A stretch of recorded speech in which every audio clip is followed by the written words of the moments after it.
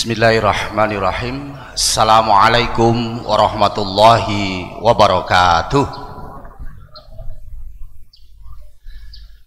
Alhamdulillahi rabbil alamin.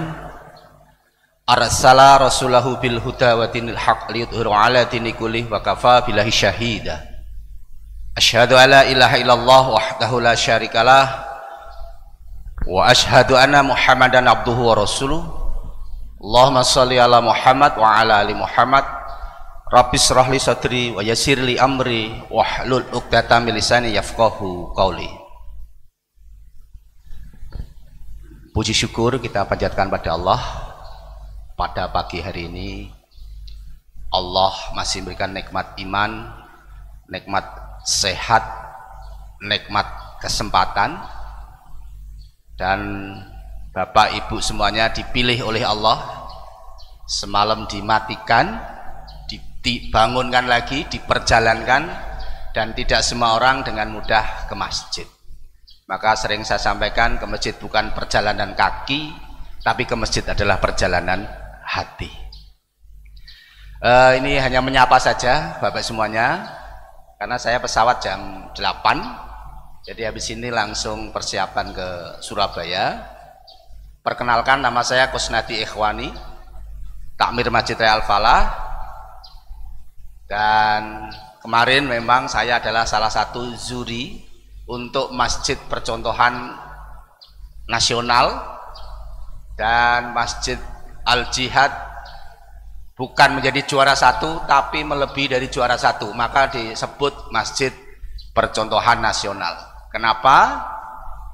Karena dibandingkan masjid-masjid yang juara 1, 2, 3 dan harapan 1 ketinggalannya jauh, maka diputuskan sama pimpinan pusat Muhammadiyah, Masjid Al-Jihad menjadi Masjid Percontohan Nasional.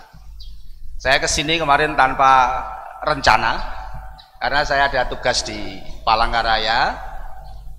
Ketika mendengar informasi perjalanan darat hanya 4 jam, maka saya putuskan kemarin naik travel dan sampai di sini asar. Dan saya di sini mengikuti sholat asar langsung. Masya Allah, jamaahnya full, maghrib juga full, isya full. Ya. Artinya ketika saya hadir di sini untuk melihat masjid yang makmur seperti ini memang masih jarang. Ya. Rata-rata subuh itu hanya jamaah satu shop, enggak ada. Saya kemarin ke Makassar 2 minggu bersama Pemkot di sana, hadir masjid yang megah. Itu jamaahnya ya hanya 10 orang. Ya. Masjid Al-Falah sama Pak? Masjid Al-Falah yang saat ini dijadikan rujukan saya diangkat jadi takmir, jamaahnya dulu hanya subuh itu 7 orang. Ya, masjid setelah sholat isya digembok, setelah subuh digembok, masjid hanya untuk sholat saja. Pegawainya 3 orang. Nah, ketika saya ditunjuk bupati sama pimpinan daerah Muhammadiyah, saya mencoba untuk mengelola masjid serius, mengelola masjid profesional, mengelola masjid totalitas. Hampir mayoritas masjid kenapa tidak makmur? Salah satunya adalah karena ngurus masjidnya tidak serius, tidak totalitas, tidak all out. Rata-rata waktu sisa, tenaga sisa, pikiran sisa, energi sisa, umur sisa.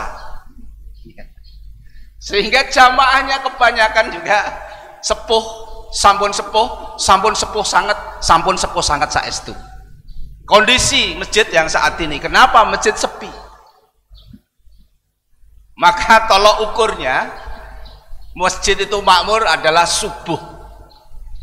Kalau subuhnya itu hidup, makmur, maka insya Allah di sholat yang lain juga akan makmur. Maka ketika saya membuat perubahan revolusioner Masjid Raya Al-Falah dari subuh jamaah 7, maka waktu itu saya membuat program sholat subuh dihadiri bupati, dihadiri kapolres, dihadiri dandim, dan disiapkan 2 orang umroh ke Tanah Suci, sehingga jamaahnya membludak hampir sampai 2000 jamaah. Ternyata kalau hanya hayya 'alas shalah, hayya 'alal falah, as-sholatu khairum minan naum, itu nggak akan membuat orang bergerak. Tapi ketika dikasih hadiah, itu ternyata jamaah mau ke masjid. Jadi keimanannya masih selevel, ada hadiah yang nyata. Bukan keimanan karena panggilan jiwa. Maka tadi saya melihat kotak infaknya gitu ya, Masya Allah ya. Luar biasa, dengar kabar kalau subuh berapa? 2 juta. Kalau puasa 10 juta. Ini berarti jamaah di sini menurut riset ekonominya sudah ekonomi kemerdekaan semua. Sudah merdeka. Kenapa? Karena tadi saya lihat beberapa jamaah sedekahnya itu 100.000. Uang 100.000 gambarnya Presiden Soekarno dan Hatta dan gambar kopiah. Maka yang boleh masuk masjid adalah orang yang memang pakai kopiah. Jangan sedekah gambar pahlawan pakai pedang. Kalau sedekahnya pahlawan pakai pedang, itu tandanya adalah ekonominya ekonomi perjuangan. Belum merdeka. Belum yakin betul akan balasan Allah. Insya Allah saya akan hadir tanggal 23 kalau 24 ya. Hadir di sini pelatihan manajemen masjid. Kemarin saya di PP Muhammadiyah, saya harapkan Masjid Al-Jihad menjadi pusat akademi marbot masjid. Ya, nanti untuk Kalimantan nggak usah ke Jawa, nggak usah ke Al-Falah, nggak usah ke Jogokarian, cukup di Al-Jihad saja. Kenapa? Karena saya mulai melihat bagaimana di ruang belakang ada tempat untuk memandikan jenazah.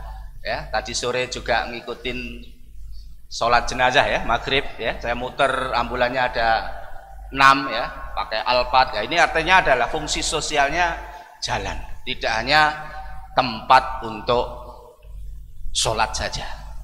Masjid tempat sholat iya, tapi fungsi-fungsi sosial itulah yang harus digalakkan, pemberdayaan. Terus ke belakang semalam juga antrian yang lagi berobat, jadi untuk pengobatan ya. Zaman Rasulullah juga sama, yang luka perang ya, diobatinya di masjid.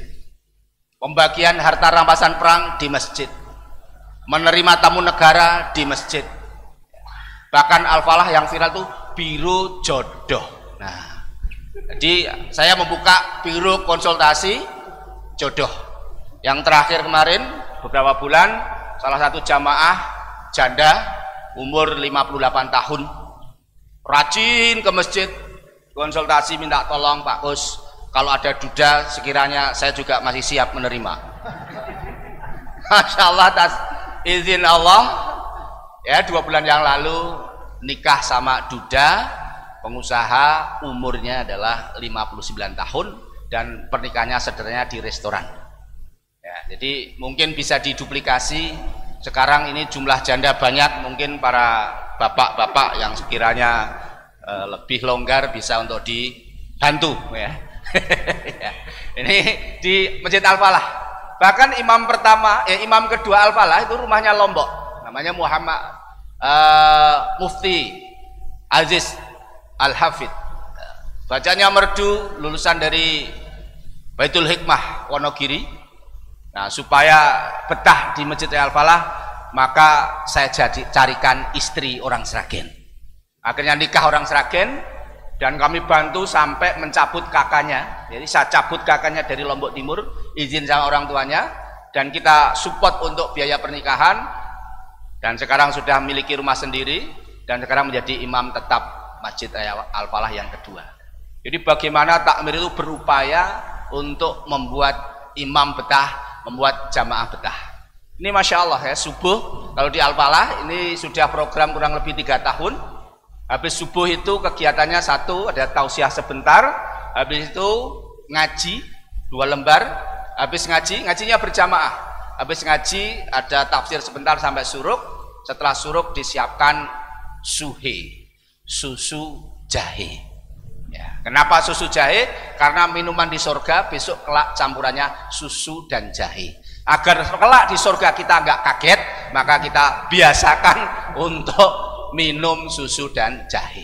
Ini menerjemahkan bagaimana kelak minuman di surga biar kita terbiasa.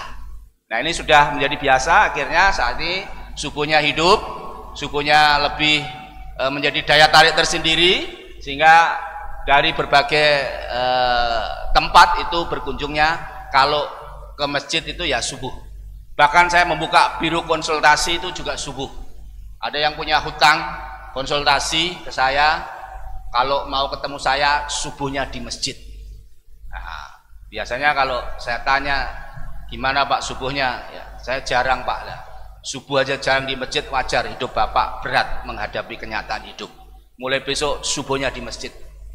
Bahkan guru saya mengajarin untuk subuh ataupun persiapan qiyamul lail itu sudah di prepare baju ring 1. Baju yang keluar dari cucian, laundry, masih wangi. Bahkan sampai celana dalam, bajunya semua terbaru karena akan menghadap Allah Subhanahu wa taala. Nah, insya Allah kalau bajunya yang terbaik dan lain sebagainya, ini akan membuat kita lebih khusyuk. Mungkin ini saja pengantar ya, nanti insya Allah tanggal 23 Desember akan bersama tim Al-Falah untuk silaturahmi ke sini untuk mempersiapkan kader-kader yang ada di sini menjadi marbot-marbot masjid yang profesional. Ya, kebanyakan pegawai masjid itu ya tidak digaji kebanyakan.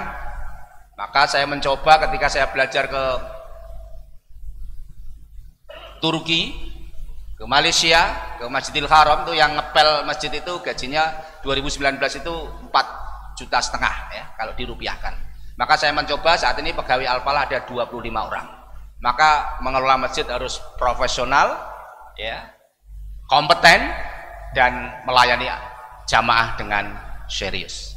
Terima kasih, saya ucapkan tahniah selamat kepada Masjid Al-Jihad menjadi masjid percontohan nasional, dan harapannya akan banyak takmir-takmir masjid khususnya Kalimantan agar kunjung ke sini belajar bagaimana mengelola masjid bisa lebih serius sehingga jamaahnya itu betah ke masjid.